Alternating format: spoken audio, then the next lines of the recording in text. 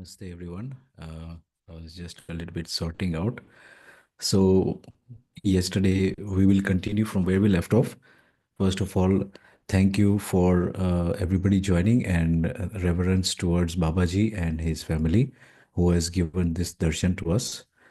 Um, I am finding it a great opportunity to answer all the queries that we have within ourselves as we are going through this darshan. And so we are going to continue from where we left off yesterday. It was a great discussion we had yesterday because a lot of things that we find to be questions in our mind are actually answered as soon as we have them in our mind. Hannah. So that is a very great opportunity that we are having every day, that we are finding the questions with us and the answers are also with us here.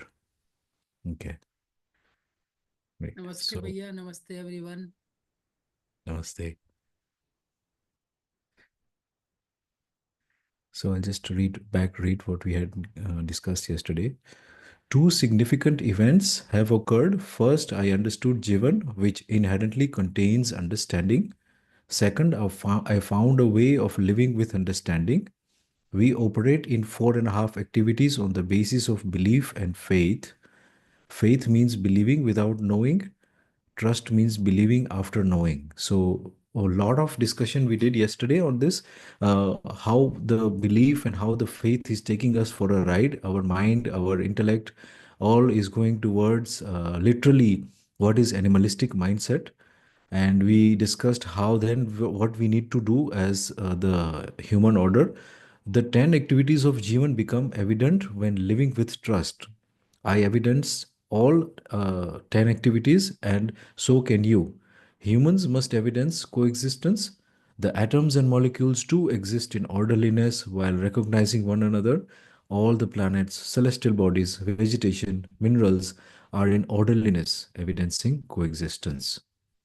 So yesterday, Bhaiya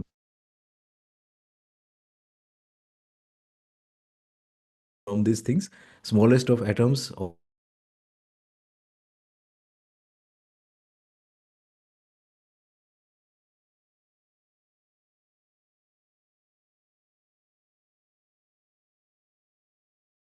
molecules exist in orderliness, evidencing coexistence.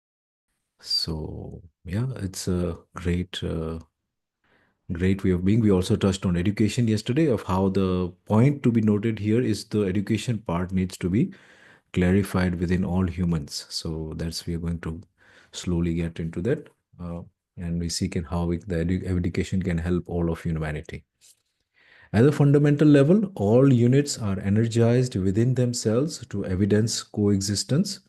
This existence is a wonderful manifestation of being energized only. All atomic particles, all atoms, all molecules have an inherent orientation towards orderliness.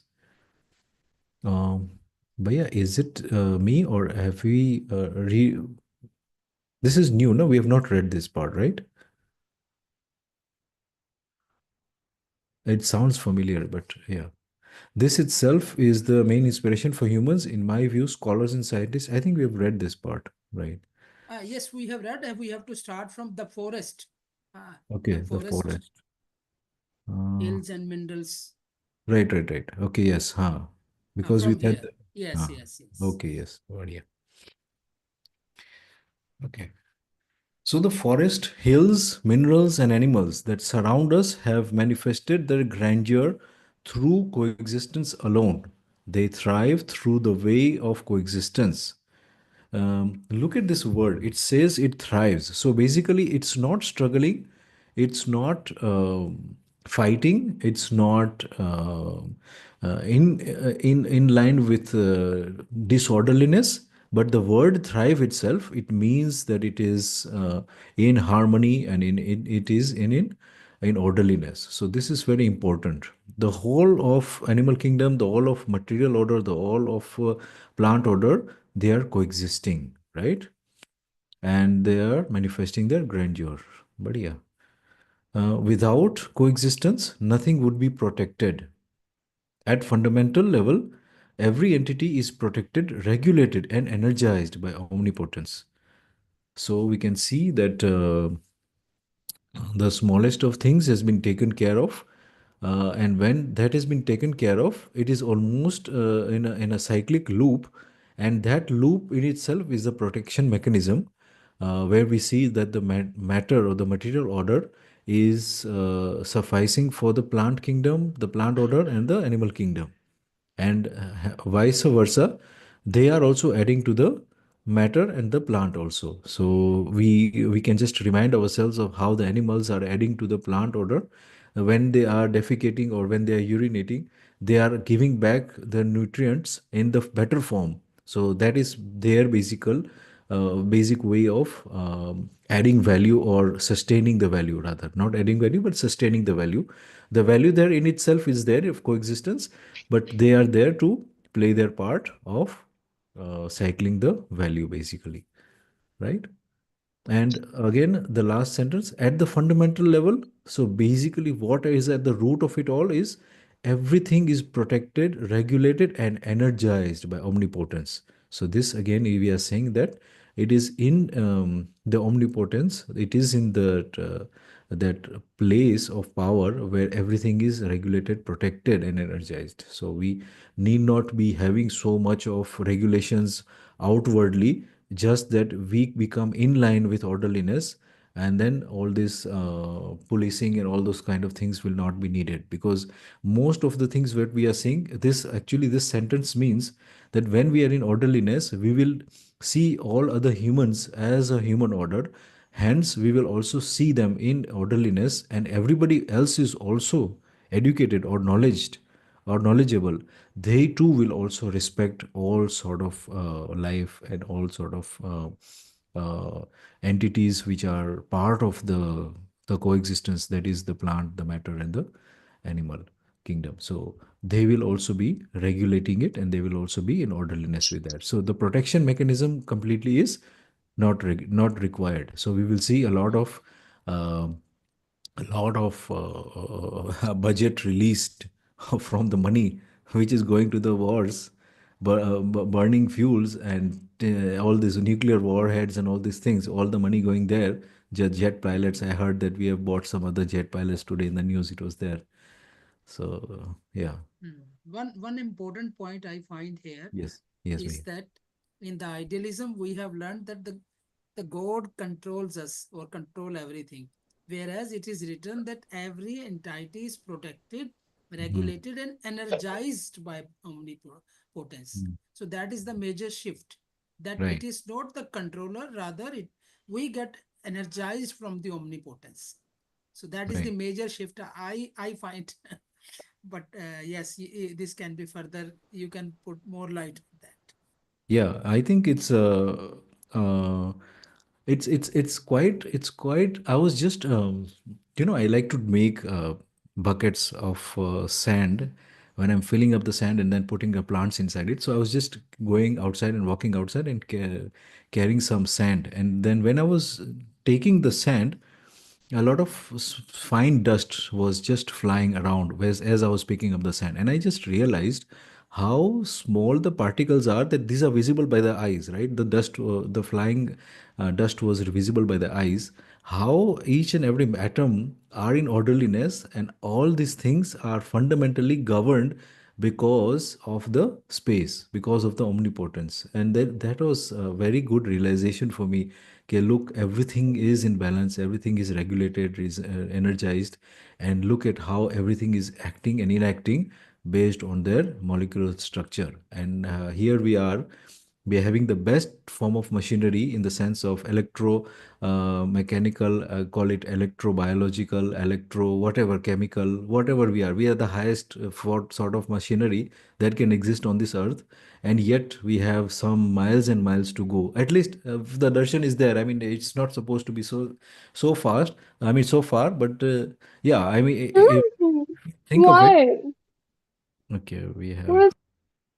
sorry. So basically, we have don't have to go so far, because we are already there. We have the things with us. It's just that we have to realize it, right? Just like the existence, it is there. We just need to realize it. है ना? बढ़िया.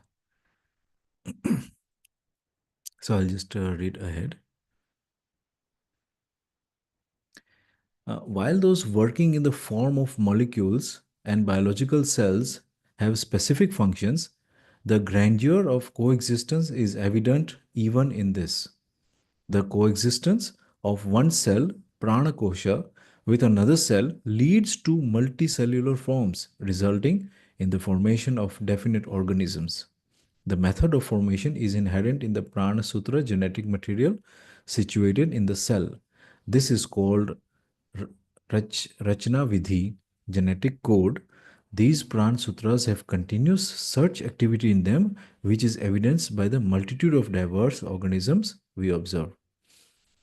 Okay, so this is worth discussing because I just have a little bit of background knowledge of how uh, the cells recognize each other in the body. And even I was looking at this documentary where they are transferring the organs from one human being to another. So, I mean, let's just keep it for the sake of simplicity. Let's just say the kidney needs to be transferred to another human being. So, not just the blood type is supposed to be the same. When you are transferring an organ to a particular person who is having the same blood type also, there are some drugs that are given to the body so that it does not attack the newly given organ, and those are called immune disruptors or something like that. Those drugs are called immune disruptors. So the immune system is so sharp and so evolved to literally kill out or kill off anything which is foreign, and it recognizes through the the way it is engineered. Each and every cell recognizes each other, as it said here. This story came to me just like when I read this sentence. Where is it saying the coexistence of one cell with another leads to multicellular forms. So the cells are coexisting in us, in our body, recognizing each cell and hence performing that function. If another group of cells or a group of tissue or even a group of tissues, which is an organ, comes into another body, then we have to suppress the immune system. Otherwise they will reject the organ, they will literally disconnect the blood supply to it, and they will get rid of it because that is a foreign set of cells, the foreign cells basically. Then when they are foreign cells, basically it means there is something attacking it. So that's how it tries to rid it by killing it, you know.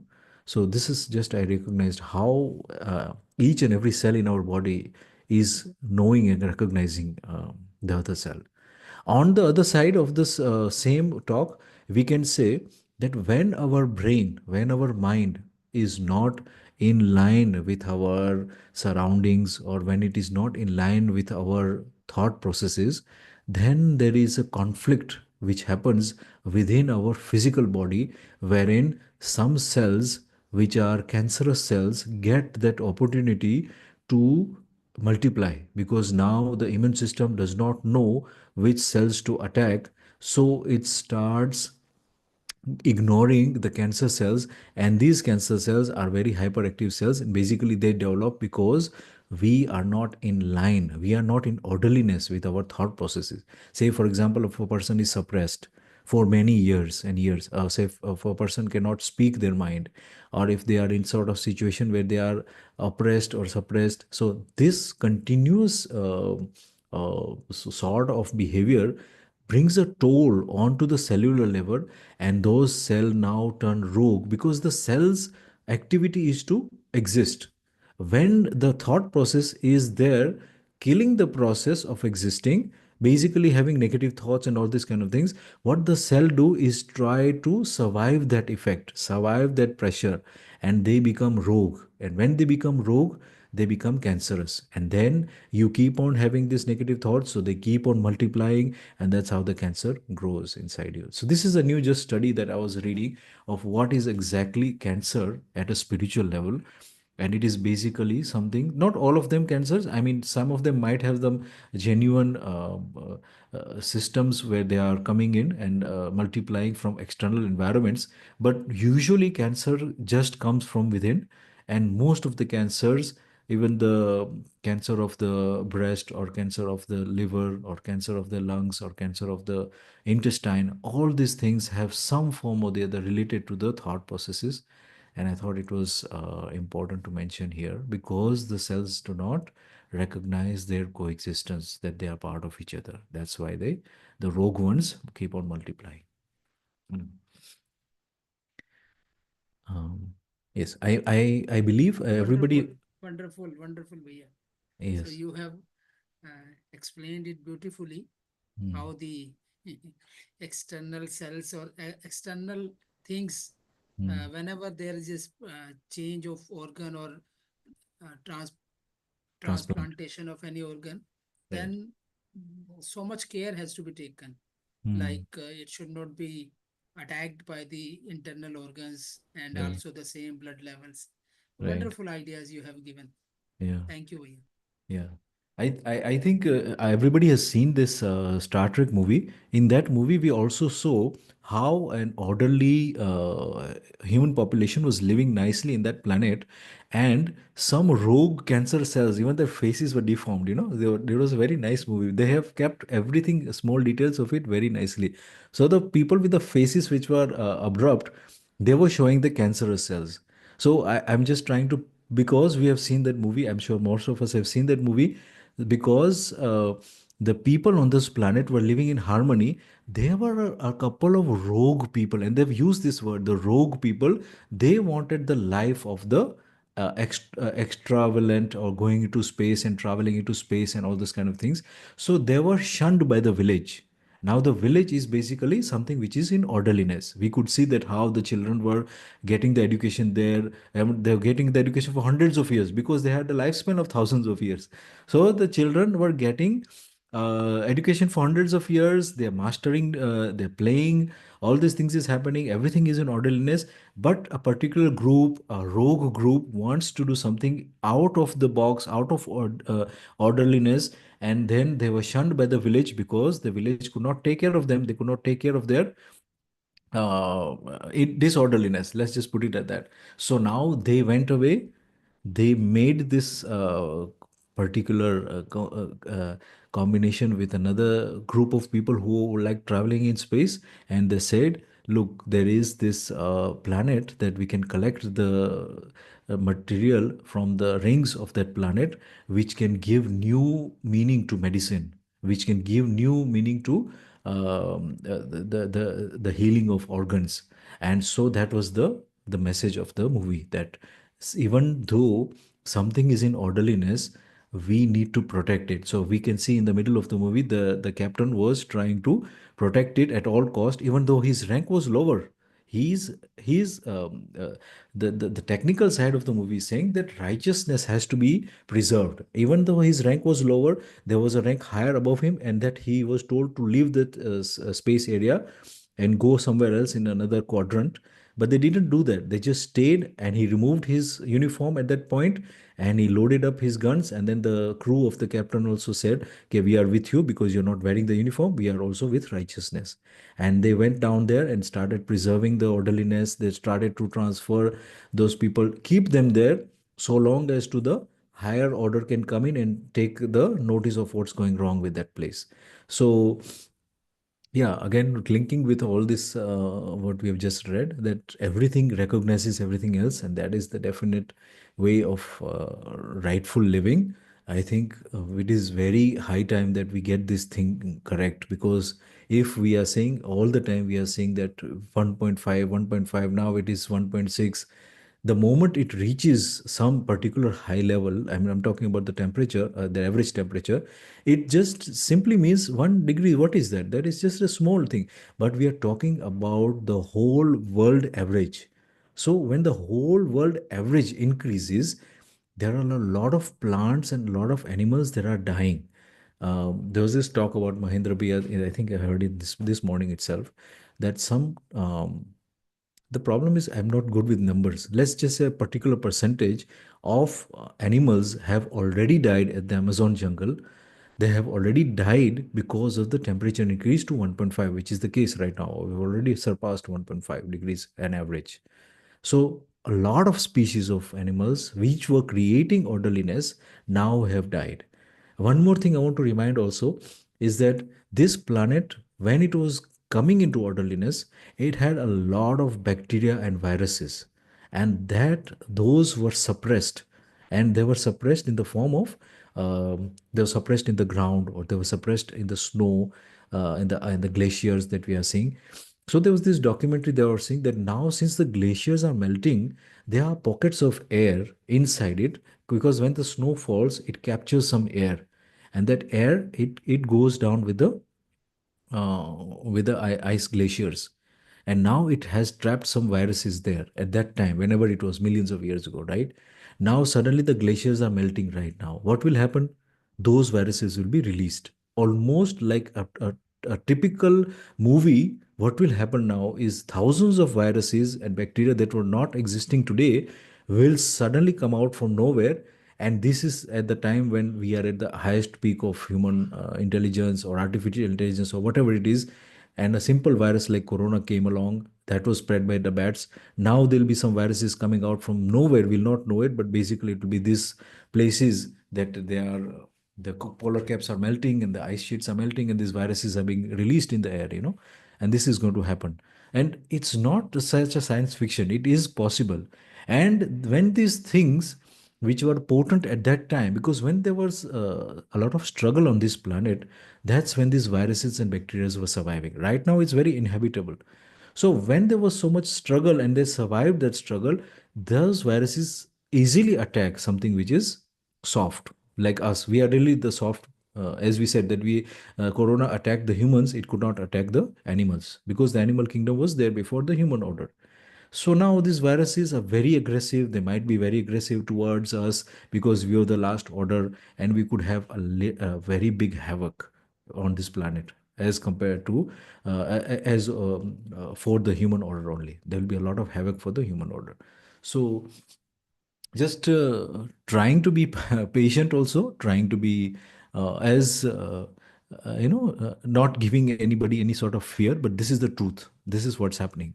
Pockets of air are going to release some sort of things that we are not even aware of, and we need to stop the sort of melting that is going on. And that's it's about high time that we get it right. What we need to do is, in our lives, as we said, we can educate so much and we can go further than that, but if we start saving the planet individually, it'll take a longer time. So I think education, we first start with ourselves, then we keep on giving it to others, or when we are rightly informed, when we are rightly in orderliness, that's going to happen anyways automatically, right? If anybody else wants to share their point of view, they can also do so.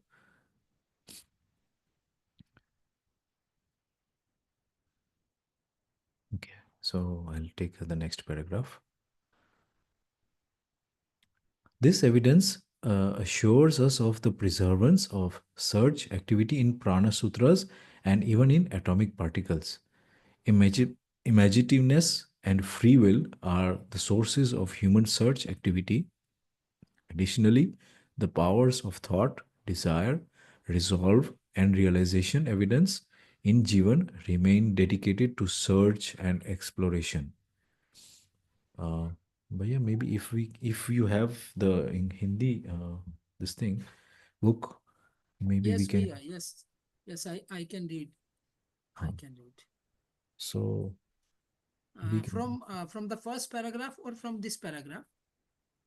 we can पीछे this हाँ पीछे से भी पढ़ सकता हूँ मैं। पीछे से भी पढ़ जैसे सकते हैं। जहां से हमने शुरू किया है, द ओके, फॉरेस्ट। ठीक है। छोटा सा ही पैराग्राफ है ये। ठीक ठीक। है।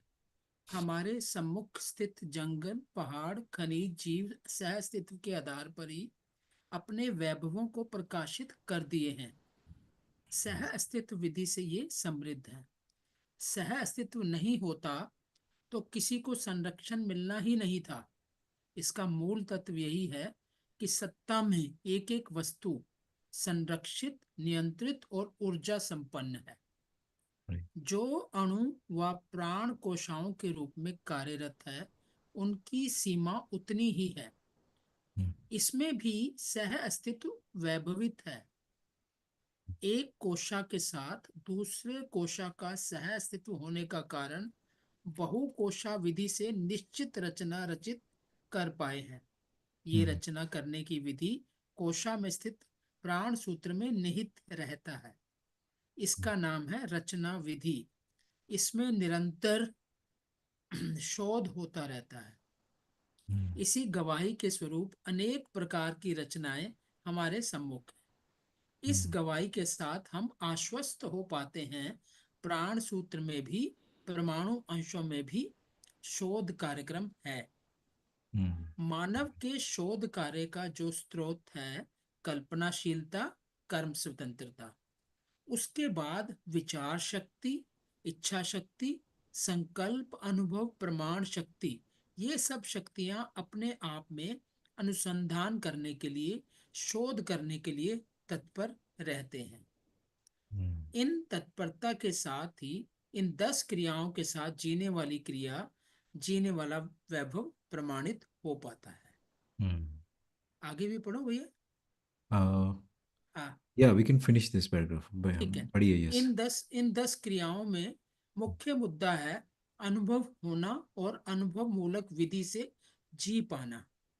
हम्म, अनुभव होना का मतलब है कि रियलाइजेशन, और हाँ, अनुभव मूलक विधि का मतलब हो गया कि after realization hmm, then how you will be living right. In a very in a very Modern, righteous manner where you will be working with the deliberation of न्याय धर्म सत्य। right. अनुभव मूलक विधि से जीने के लिए स्वाभाविक रूप से स्रोत बना हुआ है। हम्म, जीवन अनुभव करना चाहता ही है, समझदार होना ही चाहता है, और अपने आप को समझदार, अनुभवशील, न्यायविद, चिंतनशील मानता ही है। हम्म, अस्तित्व में संबंध चारों तरफ फैला रहता है, हम्म, जिसको जानना, मानना, पहचानना और निर्वाह करना, फलस्वरूप उभय तृप्त होना ही न्यायविद होने का प्रमाण है। बहुत बढ़िया.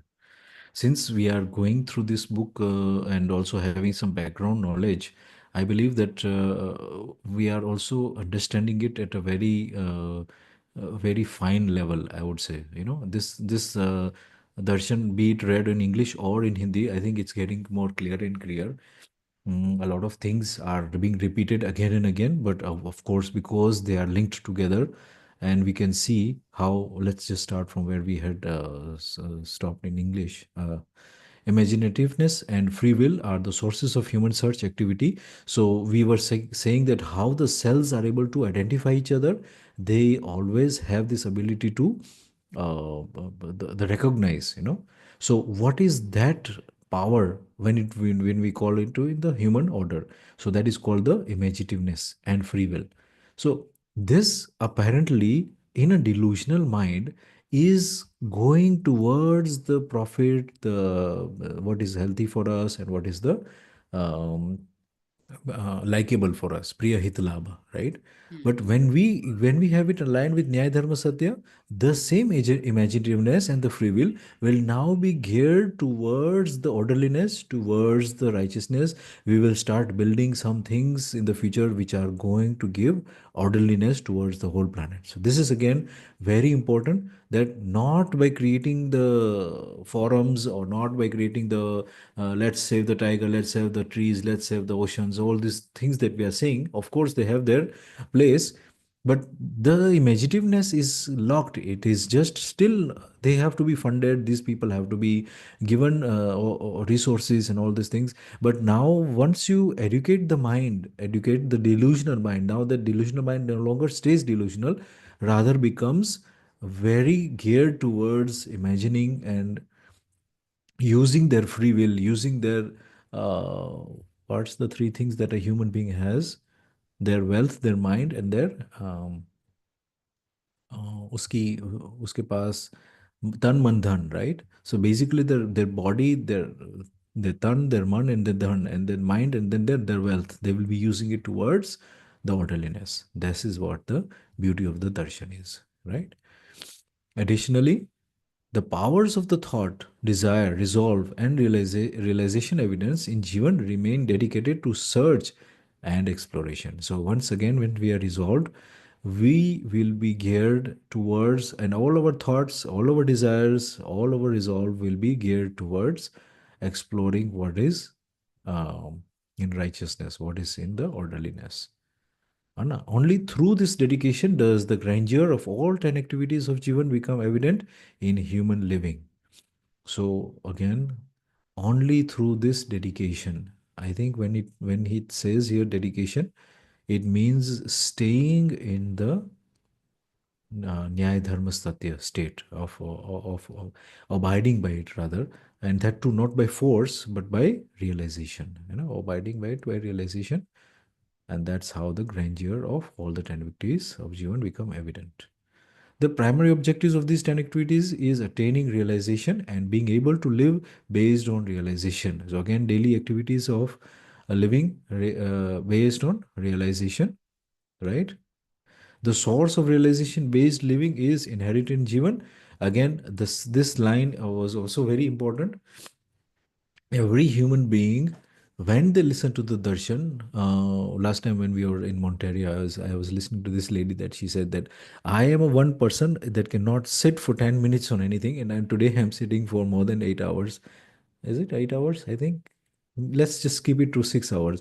She was sitting there for 6 hours continuously, where the point was that she could not sit for 10 minutes at a particular topic, and she was silently listening. So this is something that we are getting this proof from, because something of the Jivan is being unearthed, is being rediscovered. It becomes very easy for the Jivan to listen to it and basically connect with it, right? So the source of realization based living is inherent in Jivan. And by Jivan, it means plural, all Jivans, right? All Jivans have the potential.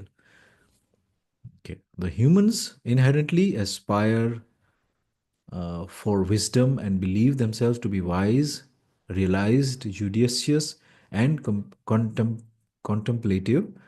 Uh, this again, obviously, it becomes arguable when there is a delusional mind, because this still are there. Inherently we are always feeling that we are wise, we are knowing everything, we are doing justice, but that also still is then the four and a half kriyas, the priya hit labh. So you have to be careful at what we are judicious about, or what we are realized about. Most of the time I've realized that people who have declared themselves as wise are the ones who are not wise. And those who say that I'm not wise, I'm not worthy of this, they are the ones who are worthy of it, actually. I think this is a quote by Rumi, that whoever he's saying that he is not worthy of something is actually worthy of that thing. So it's always, and because he or she is in the here now, he or she knows their own level. स्वनिरीक्षण हो गया है उसका कि वो कितने level पे है. But per nirikshan, somebody else is able to recognize that, even no, this person is doing more. Only per nirikshan is better than swanirikshan. So when somebody else said that you are wise, or you are enlightened, or I was listening to a couple of weeks before that, we were also saying that Pathak ji should declare himself as an enlightened person, and people were saying, Pathak ji was saying, why should I say that I'm realized? That will only mean that I will be put to the firing line. But by the way he lives, the way he talks, the way he's resolved, we can see some clues that depict the same. And in fact, when he says that I'm not saying that I'm realized, we also feel more, you know, that now you should say that, because we are seeing that there's evidence of it, so much of it is there. So I was just thinking of this. It's not something that we need to relate to, but I was just thinking of these lines when he was denying that he wants to be called a realized person. But yes, being wise is a very, very thin line. And when we become wise, it has to be very, very clear in our head also, when that we are resolved with orderliness. Otherwise, that same wise creates a sort of ego, and that creates another downfall altogether. Okay, relationships are present all around in existence.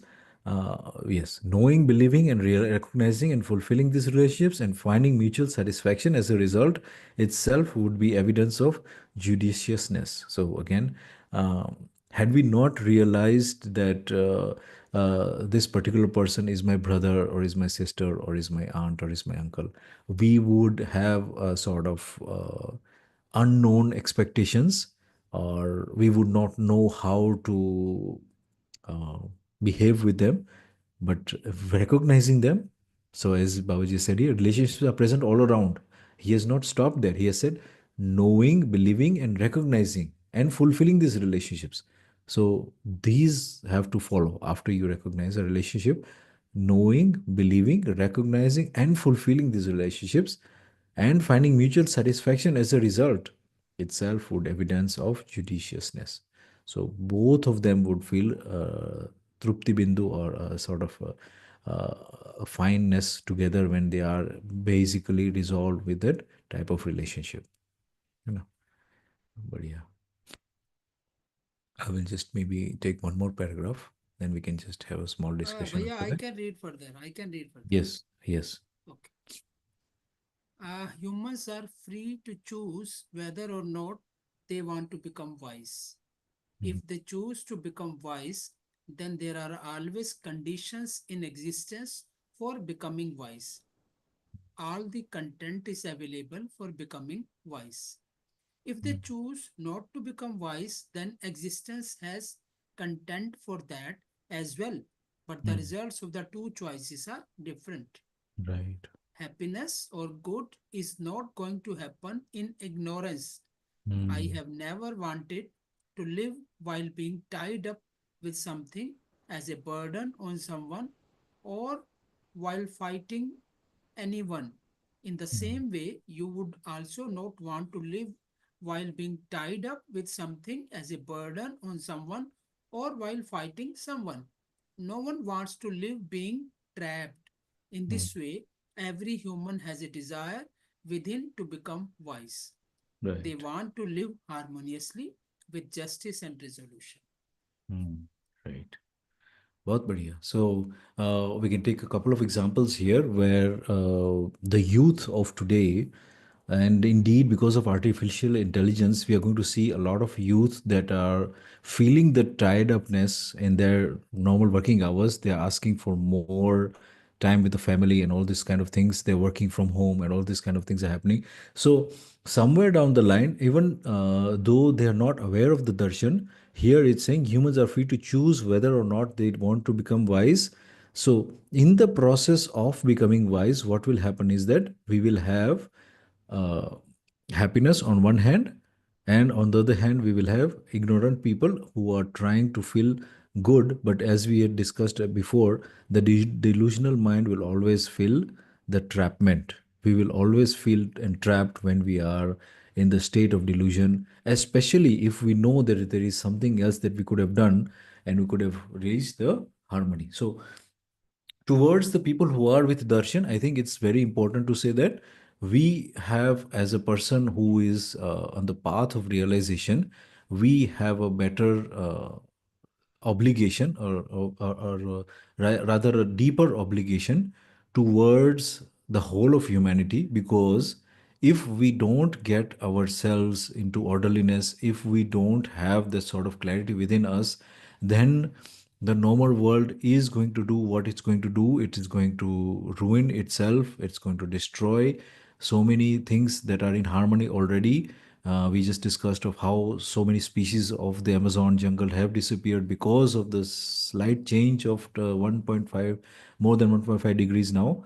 So uh, it's so clear when we seeing the movies these days. Me and Shalini, we keep on talking. Look at the nonsense that is going on. This kind of dialogue, we are seeing that there are so many things that the delusion mind is entrapped in, and it's still going to go on for hundreds of years unless there is a thing that we can show them that there is another path. And here it's saying that there are two paths. One is fighting, and fighting with nature, fighting with yourself, being tied up, carrying the burden. This is the words that are being used for the delusional mind, right? And no one wants to live being trapped. So yesterday only, I think we discussed of how everybody wants to fly out to Mars, or at least the ones who are having the means. they want to fly out to some other planet to be sort of happy there. When we are discussing that they have to make an atmosphere there, they have to make the plant systems to create sustain the atmosphere, then they have to create the orderliness there so that they can live there, and here everything is there, we just need to sustain it. So yeah, I mean, we have to get these things right. And yeah, let's see what's this last sentence says. In this way, every human has a desire within to become wise. They want to live harmoniously with justice and resolution. So, yes, this is again a very hopeful reminder that when somebody is given something more convincing or more wholesome, then the lesser will actually fall off by its inherent nature of being less. So this is the crucial um, element that I'm trying to say. As people of darshan, we should see that we should be equipped with this kind of realizations that we can share, and that those sharings, those realizations will be wholesome than the fragmented fractions that the normal delusional mind is having, and so hence they will automatically be convinced that we have something more potent and more in line with orderliness, and that's how everything will start to slowly get in order. And yeah, so that's the best I can say. That is in itself, this darshan in itself is a boon into the ones who are learning and the ones who have it also. But yeah, so The relations, yes, yes, yes, please. yeah, The we can continue, we have time. relationships, the relationships are all around us, yet due to delusion, we fail to recognize them. This is the root cause of our troubles. Once we start to understand and acknowledge these relationships, the inherent values of Jeevan begin to flow naturally. Consequently, relationships become fulfilling, leading to mutual satisfaction upon evaluation. Hmm. But yeah. This, okay. Hmm. We can just cover this and then we can. The relationships are all around us. We have seen that above also. Yet, due to delusion, we fail to recognize them. I think this line also means the relationships that we have with the other three orders. Could it be right to say that? Not just with the humans. With all the, yes, apart from also with human being as well as Ah, the other three forms. right, right. So this is the root cause of all our troubles. So again, I'm just rereading it. What is the root cause of the troubles? We fail to recognize the relationships that are all around us. So this is the point that is being said here. Once we start to understand and acknowledge these relationships, the inherent values of Jivan begin to flow naturally. So again, a very beautiful sentence that is there. The thing which is there in the Jivan, the values of Jivan, will start flowing naturally. So there are values there already. They just need to be unearthed, or the right what will be realized, right? Consequently, relationships become fulfilling, leading to a mutual satisfaction upon evaluation. So, as we said before, we are not recognizing the relationships, and even if we have recognized relationships, we don't know how to fulfill them. But when we have reached to that stage of Nyaya, Dharma, and Satya, ultimately we are also going to be good with our relationships. We will be forthcoming towards relationships that are lasting, relationships that go far and beyond, and not just basically towards the what is likable, what is healthy, and what is basically priya hit labha. We will not be stuck with those kind of relationships. Okay, one day we will be so close to somebody just because they have some sort of gift for us, and the next day we will not be there for them. So this is not going to happen, because the relationships also will be fulfilled with the Nyaya, Dharma, and Satya in realization. But yeah. This is how justice manifests. The conditions and methods of recognizing relationships arise from their intended purposes. Children recognize mother as the nurturer. The provider of protection is known as father. The mm, source of knowledge and guidance is referred to as guru, and the source of curiosity and learning is known as disciple. mm. Hmm. बढ़िया. So some basic relationships are defined here. The children recognizes mother as the nurturer, okay, and the provider of the protection is known as the father. So I think even in the idealism state of mind, this has always been there, and we have also seen this in the past also, that the mother was always there to nurture, and the father was always there to protect. So this is also not so new.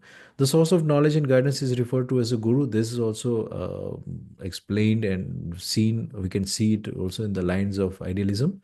And the source of curiosity and learning is known as a disciple. Okay, so that's nothing new as such. We know that, right? The prevailing belief nowadays is that we should strive to live with the efficiency of machines. Mm, But is a human truly a machine? mm, Can anyone own up and answer this question? I assert that humans are not machines, rather, they are the creators of all machines ever devised. A mm, machine can never come close to emulating human capabilities. In fact, any machine will always fall short in comparison to mm, humans. mm, Therefore, a machine can never truly understand a human. mm, Furthermore, all machines are made from insentient nature. mm, Every machine constructed thus far has been made from entities of the material order alone. It's mm, noteworthy that not a single machine has been created from entities of biological order. mm, Still, they pose the humans are machines. mm, How far would this be appropriate for human tradition? How mm, would this satisfy the intent of comprehensive resolution in humans? mm, While it may be ingrained in contemporary thought that humans are nothing more than machines and consumers, the mm, reality is quite different. mm, When one experiences the bond with their child, mm. they undoubtedly recognize that they are not merely mechanical entities. Right, right. So, yeah, I mean, a lot of things discussed here, but first and foremost, this question about machines and artificial intelligence and all these things are there. Uh, Maybe the viewers who are viewing, they can have a hint from this. A couple of movies that come in mind and show this depiction also is the movie AI. It was made by Steven Spielberg, and it was showing how the robots were designed and created for the exploitation of the humans. I mean, the humans were exploiting that those robots, and that is also an eye-opening movie at my time, because it's quite an old movie. It was directed very well by Steven Spielberg, but it also had this scene where this boy is actually created by artificial intelligence company, and this boy was given to a couple who had no children, and this boy could have emotional connection, and that was depicted so nicely in the movie. So I would encourage the viewers to have a link to it, to have a look at it, not for the sake of linking it with darshan, but just have a seeing of what artificial intelligence can go to that length and extent of it. But again, here it's saying that it will never have the emotional bond and all the connection is there. Now that again is also depicted in another movie, I would say, the Terminator, and a series of Terminator movies. These are again showing the inhumane nature of the robotics or of the artificial intelligence, and what extent it can go to, and how every human being was trying to stay away from these machines, which were actually out there to kill all sort of humans, which were against their construction as such. So yeah, I mean, they come to mind to me because they are a sort of a way of thinking of how the human mind is thinking right now. I was reading an article today of how the work hours of the humans were very less in the past, because the humans used to be a farmer, and more than 5 to 6 months they used to be on holidays, because simply the work for the farm is such that you have a lot of hours that are free. So sometimes, for example, in the summer, you would not have anything much to do in the farm. So you would just be leaving the farm to soak up the heat, basically. That's what we do in the desert areas. And most of the work is done usually before the rain falls. And then after that, the rains take over and the plants are growing. So you're again free. So a lot of hours are left free for the humans in the past.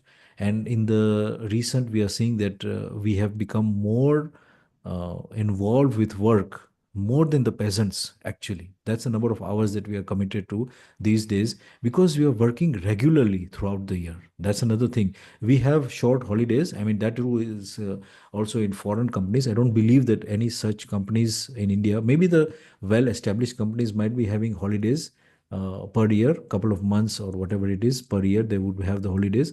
But most often than not, most businesses in India are working throughout the year. So we are seeing that how the human is also disconnecting with this in its relationships. So I thought of mentioning that part also. um, every machine is constructed thus far has been made entities of material order allowed. So this is true also. We can see that's why the machines are degrading and they have a depreciation as the years pass by. Whereas if you have something like a horse or an ox cart or something, you probably have another horse. If you have a pair, you would probably have another horse, literally, when you have something which is biological. So that's true. We have still machines that are made out of material order, so they will always have this sort of depreciative nature to it. It's not worthy that not a single machine has been created from entities of biological order. As I said, that since even the people who had the horses and the bulls and all those things before, they were actually well off because those things actually multiplied rather than the machines that we have, the tractors or whatever we have today, which are actually depleting day by day, and still they boast that humans are machines. So how far would this be appropriate for human tradition? How would this satisfy the intent of comprehensive resolution in humans? So here again, as the humans are being pushed against their will to work, to disconnect with the relationships and all these kind of things, we are again seeing that how can the human have a tradition of being resolved. So definitely the hours of tomorrow, the working hours, the way we will work, the way we will be designing our lifestyle and livelihoods would be completely different in light of darshan. That's, I think, it is a crucial and paramount that I can see that happening. Mm, we are actually almost just 6 minutes away now. So maybe we can just have a small discussion. The young minds, again, they are with us. They are silent today. So let's have some sort of discussion what they've felt today instead of going ahead. Ganesh Bhaiya, is that a good idea? Yes, yes, anyone Ah, can add to that, whatever we have discussed. yeah, So, or whatever we have, the reading has done, and you have explained it beautifully, some part. And right. still, anyone wants to add something, that will be wonderful. I'm so sorry. Actually, I have not been able to come quite frequently these past days because I was out of town also. So Mm, that is why I was not present. Actually, today Bhaiya was telling about that thing of the microorganisms being embedded in the snow and then becoming inactivated. But we mm, are melting down the glaciers because of which they are just coming back to life, and then that is happening, which is one thing. Another thing mm, that I have also gotten to know is that uh, like when we are planning cities and all that, right? In mm, big cities, so the maintenance of male trees is mm, easier to maintain than female trees.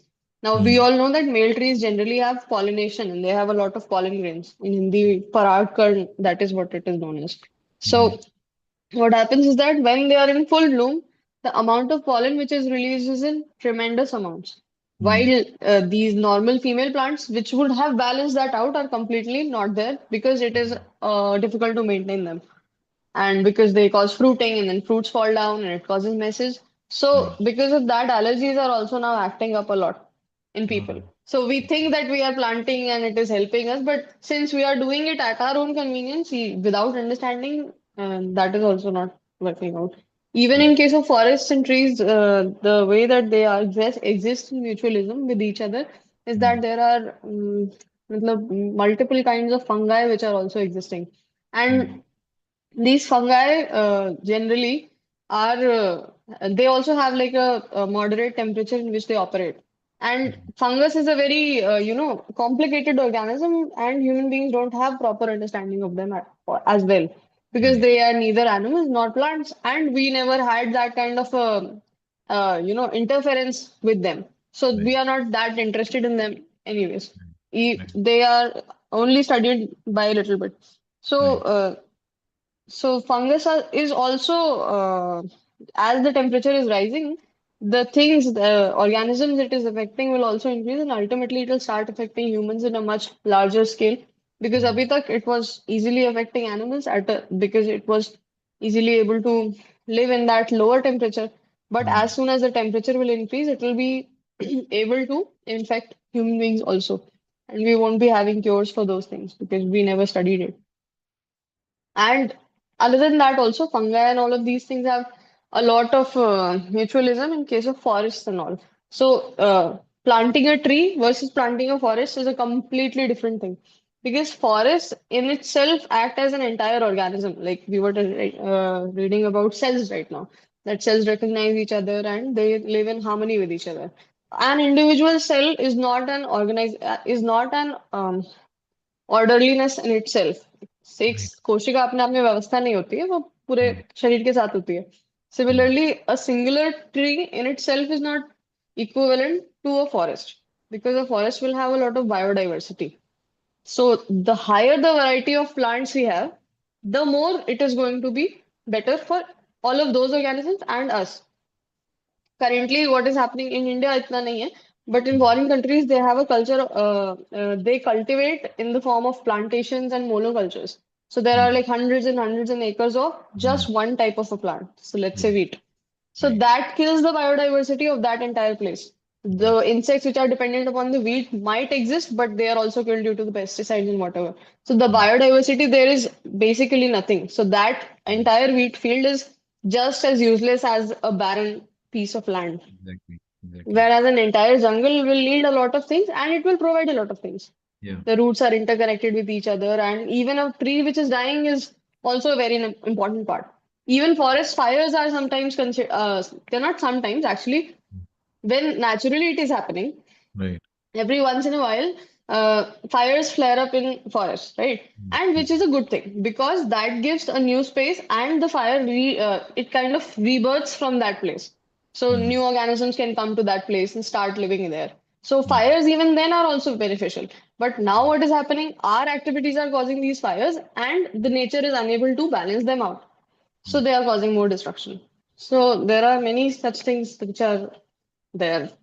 mm. आप बोल रहे थे तो मुझे ये सारी चीजें ध्यान आ रही थी. नहीं नहीं, बढ़िया, आपने बहुत अच्छा बोला. If I can just summarize in 1 minute, you mentioned the fires, you mentioned the fungus, you mentioned the pollen. Great insight you have given to us also, and thought for food. Sorry, food for thought.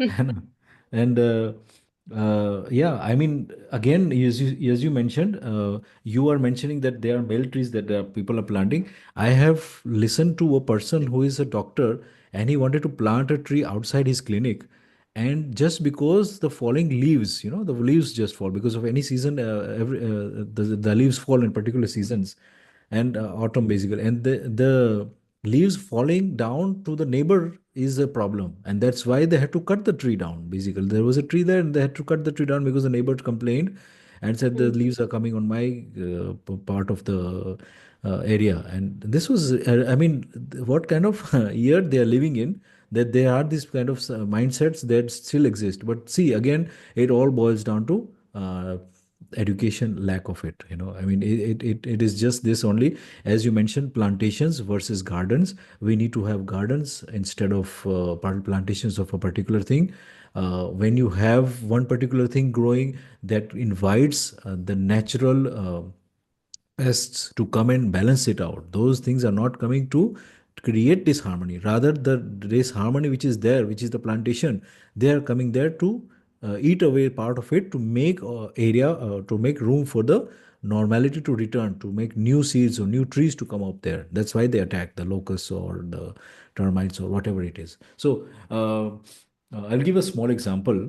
There was this lemon tree which was planted in a row, right? And that was like in a line, like five lemon trees were planted. And this farmer, I used to discuss with him, and he said this after he listened to my discussion of what is organic farming. He said that these lined lemon trees all had great leaves, but there was one lemon tree which was nearest to their home, nearest to their house, and that tree had a lot of white insect which attacks the leaves. It's called they basically are the ones which Aphids? aphids, right? The ones which sap onto the sap Yes, of the yes. leaves, right?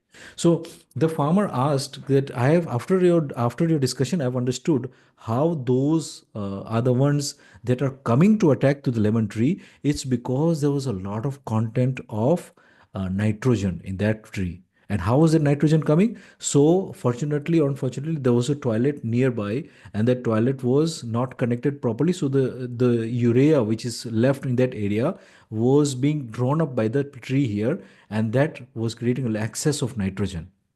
And now to balance that, that particular tree only had the aphids.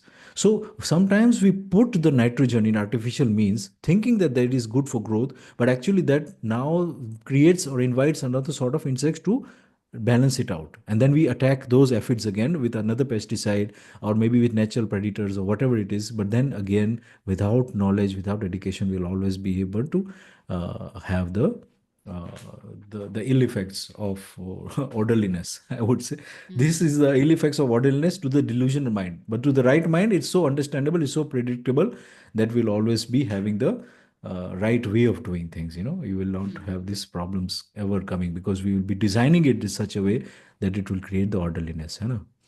What Shivangi said about the single cell? Shivangi, you said something about the single cell. A I single said cell. that Yes.